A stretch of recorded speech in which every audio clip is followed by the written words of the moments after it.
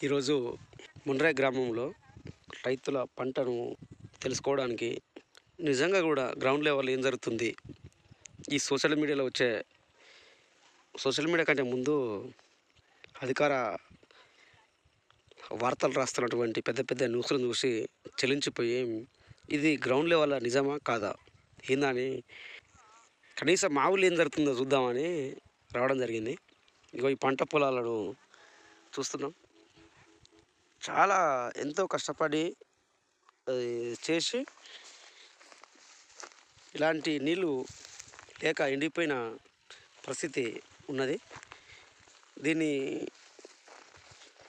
ఈ రైతులు ఏం చెప్తున్నారంటే కొంతమంది తెలుసుకున్నా, కాకపోతే అందుబాటులో రైతులు లేరు. ఇది గతంలో ఇలాంటివి లేకపోయేది.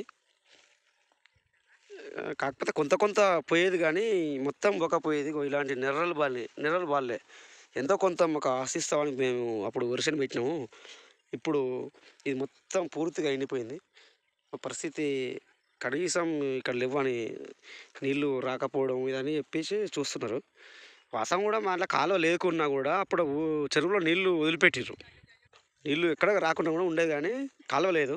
3 ఊళ్ళకి కాలువ ఆగింది వాస్తవం కూడా. అని ఇట్లాంటి పరిస్థితి ఉందని నేను స్వయంగా ఫీల్డ్‌లోకి వస్తే చాలా దుఃఖపడుతున్నాను నేను ఈరోజు.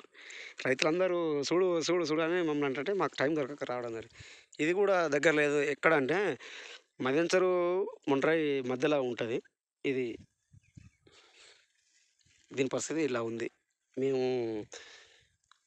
రాజకీయ పార్టీ ఉద్దేశించి మాట్లాడతలేం కానీ ఇట్లా బోర్లు ఎండిపోతున్నాయి, బావులు ఎండిపోతున్నాయి, గ్రౌండ్ వాటర్ పెరుగుతలేదు అనేది వాళ్ళు చెప్తున్న, రైతులు చెప్పిన బట్టి మేము వస్తున్నాం. నేను కూడా గతంలో సేంద్రియ వ్యవసాయం గురించి చేసినటువంటి రైతుల గురించి